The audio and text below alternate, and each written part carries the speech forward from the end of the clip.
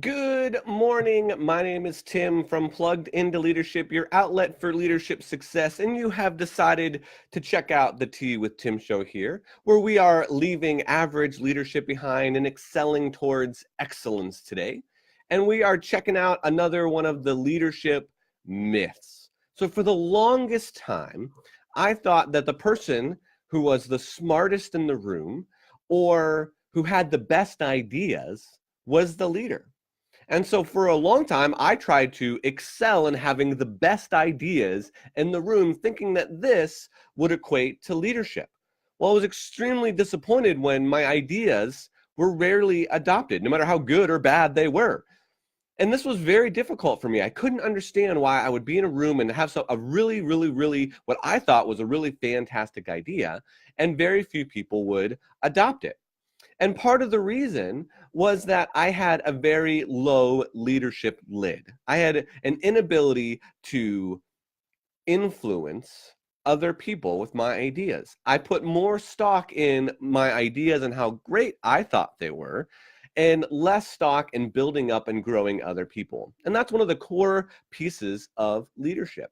And so I asked this question on my Facebook wall the other day, and I'll ask it again here. What is the most important leadership quality somebody can have? And here are some of the responses. Kristen Bonosi said teachable.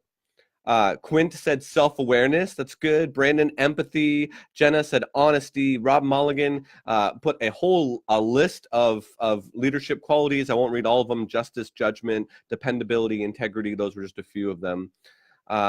Micah said integrity. Alicia said wisdom. Megan said honesty. Aaron Lumberg said honesty as well. He said most of the time it's the thing that's least appreciated. It's most needed but least appreciated. James said patience. Beth said positivity and wisdom, integrity. Tim Bauer said a servant's heart or humility.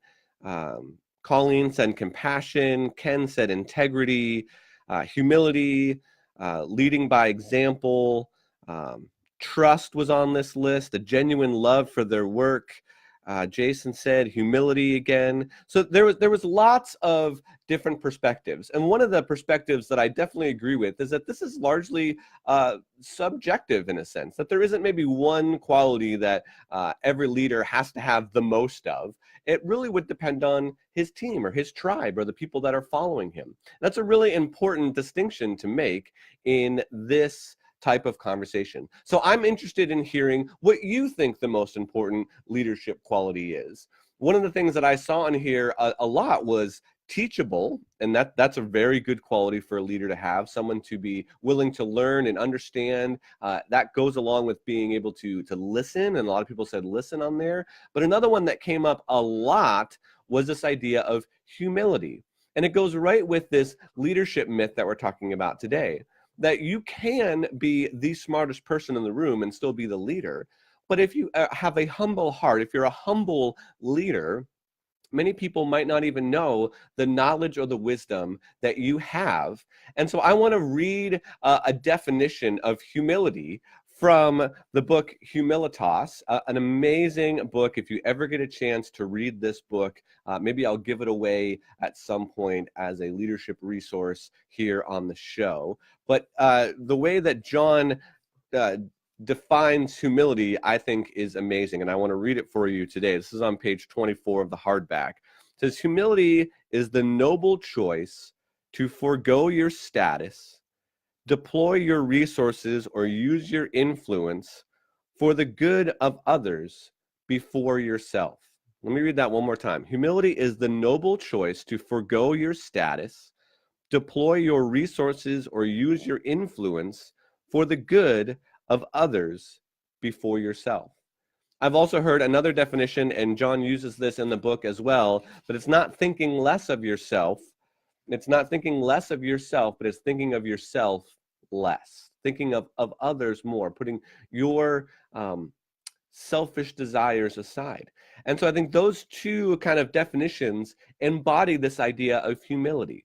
So when we're talking about a leadership myth that we sometimes believe is we really truly believe that the smartest person in the room is the leader. A lot of people look to that person and say, what's your brilliant idea?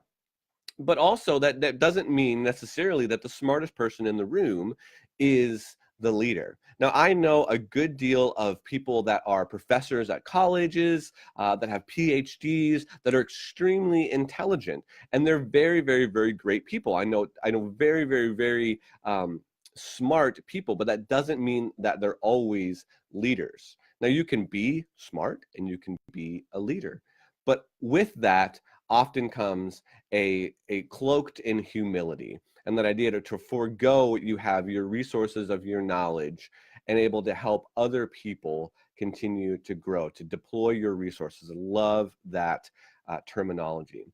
So for me, I had to really get over this myth because I thought that just being the smartest person in the room with the best ideas automatically made me a leader, and that was not true at all. There's tons and tons of different leadership qualities that people have. I would encourage you either post yours here. What do you think is the most important leadership quality? Or you can jump on over to my Facebook wall and check out the thread over there and read some more of those and add your input there. Would love to hear from you about what you think is the most important leadership quality. It's Friday, and every Friday here on the Tea with Tim show, we pick a resource winner. And this week's resource winner is Lisa Shields. Lisa, congratulations. You have won some time with Allison Gerardo. She was on the show on Tuesday. She's a career coach. She helps with the interview process, and she will connect you with some great resources and some of her time in order to help you in your next career move, whatever that career move is. So Lisa, I will reach out to you and we will set that up and get that going with Allison. I appreciate you tuning in and checking out the show today. Friday. Have a fantastic weekend. I look forward to seeing you again on Monday. All right, thanks. We will talk to you on Monday. See ya. Bye.